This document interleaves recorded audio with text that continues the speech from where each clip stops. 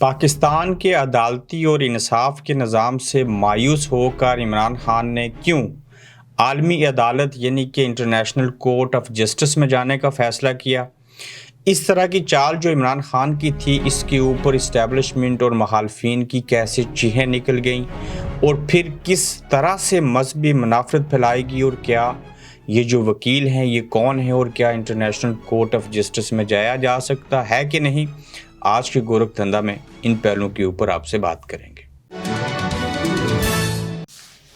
السلام علیکم، آپ دیکھ رہے ہیں گورکھ دھندا، ابرار قریشی آپ سے مخاطب۔ عمران خان جیل میں ہیں توشہ کیس میں، پھر اس کے بعد سائفر کیس میں چلے گئے۔ اس سائفر کیس کے اندر ریمانڈ کے اوپر ہیں اور جیل میں ہیں جب اس طرح کا قانون ہی نہ بنا اور صدر نے اس کے اوپر دستخط نہیں کی اور جعلی دستخطوں سے وہ قانون بن گیا، اور اس کے بعد خان صاحب اسی قانون کے تحت جو ہیں وہ آج جیل میں ہیں۔ عمران خان کے اوپر 200 ایف آئی آر کاٹی گئی، مگر جب عمران خان کے اوپر حملہ ہوا تو ایک ایف آئی آر بھی نہ کاٹی گئی۔ انہی عدالتوں نے، پاکستان کی عدالتوں نے، اسلامی جمہوریہ پاکستان کی عدالتوں نے لوگوں کو ضمانت دی۔ ججوں نے بارہا مرتبہ اور سختی سے کہا اب ان کو کوئی انٹیلیجنس، کوئی احساس ادارہ، کوئی ایف آئی اے، کوئی نیب، کوئی پولیس نہیں پکڑ سکتی۔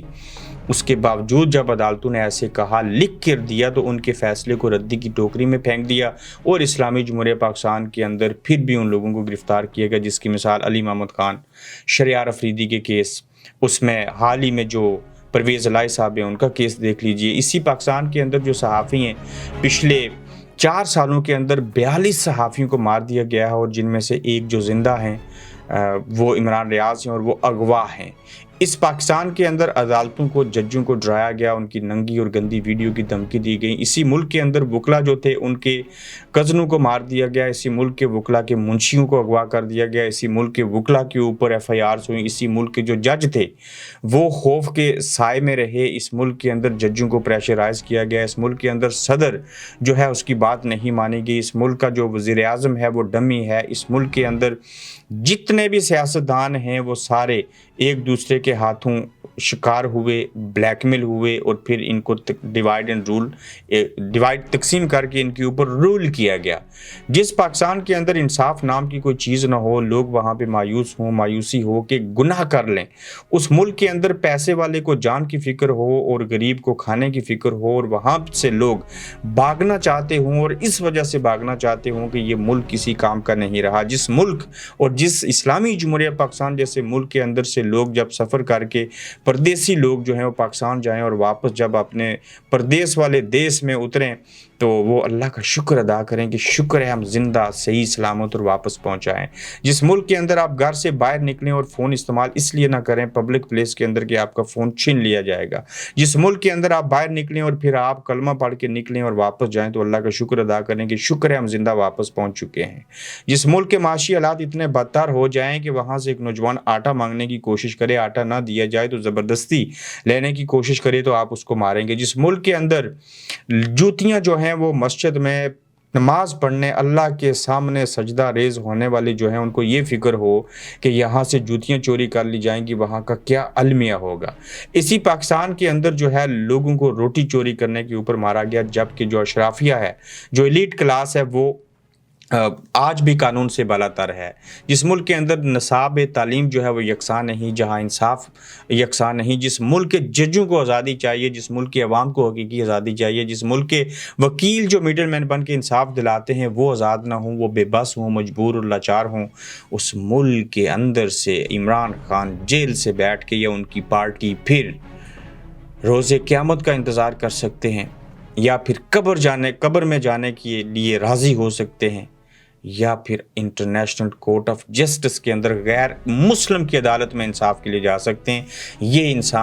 جو نظام ہے جس سے لوگ مایوس ہیں، یہ جو پاکستانی عدلیہ ہے، جب اسلامی جمہوریہ پاکستان میں مسلمان سے جو کہ انصاف کرنا اللہ کی صفات میں سے بڑی صفت ہے، وہاں سے جب انصاف نہیں ملے گا تو پھر انٹرنیشنل کورٹ آف جسٹس میں جایا جائے گا۔ میں نے یہ ٹائٹل کیوں لکھا کہ جیل سے بیٹھ کے عمران خان کی یہ جو چال تھی وہ کامیاب ہو گئی اور مخالفین کی چیخیں نکل گئیں۔ پھر میں نے ساتھ میں یہ کیوں لکھا، میں یہ چاشنی اور سسپنس پیدا کرنے والا بندہ نہیں ہوں، چونکہ یہ حقیقت ہے۔ پاکستانی نظام سے مایوسی، عالمی عدالت میں جانے کی خبر پر مخالفین کا بھیانک منصوبہ، اور وہ ناکام ہو گیا۔ سب سے پہلی بات تو یہ ہے کہ ہاں، یہ خبر دی گئی، یہ پی ٹی آئی نے خبر چلائی، انٹرنیشنل کورٹ آف جسٹس میں جانا چاہتے تھے، اب بھی جانا چاہتے ہیں اور مستقبل میں جائیں گے، اور ابھی صرف ٹمپریچر چیک کیا گیا ہے جس کے اوپر آپ لوگوں نے چیخیں ماری ہیں۔ پھر کیا ہوا آپ دیکھیے کہ مخالفین کا منصوبہ کیا تھا، اس کو مذہبی منافرت کا نام دیا۔ پہلی تو بات یہ ہے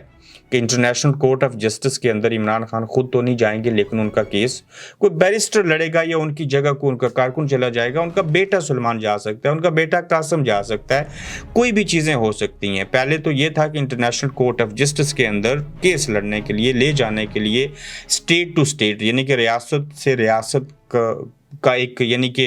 ایک معاہدہ ہوتا ہے جس کے تحت آپ وہاں پہ جا سکتے ہیں، اور یقیناً پاکستان ان ممالک کی فہرست میں شامل ہے، لیکن وہ اس لیے ہوتا ہے کہ اگر آپ اجتماعی طور کے اوپر ایز اے اسٹیٹ جو ہے وہاں پہ جانا چاہتے ہیں تو پھر آپ کو اس کا حصہ ہونا لازم ہے۔ اگر individually as a person, as a فرد واحد آپ وہاں پہ جانا چاہتے ہیں کہ مجھے میرے ملک کے اندر انصاف نہیں مل رہا، تو میں انٹرنیشنل کورٹ آف جسٹس میں اپیل کروں گا، وہاں بتاؤں گا کس طرح سے خواتین کو رکھا گیا، کم عمر بچوں کو رکھا گیا، بے شمار ڈاکومنٹری ایویڈنس ہیں، تو اس کو بنیاد بنا کر انٹرنیشنل کورٹ آف جسٹس میں جایا جا سکتا ہے۔ اور یاد رکھیے گا Imran Khan international court of justice میں جائیں گے، وہاں پہ کیس لڑا جائے گا، ان کا کوئی بھی بندہ جائے گا، وہ وکیل بھی ہائر کریں گے۔ وکیل کے اوپر میں بعد میں آتا ہوں یہ بھیانک منصوبہ کیا ہے اور اس کو مذہبی منافرت کا رنگ کیسے دیا گیا، پھیلانے کی کوشش کی گئی۔ انٹرنیشنل کورٹ آف جسٹس میں آپ جائیں گے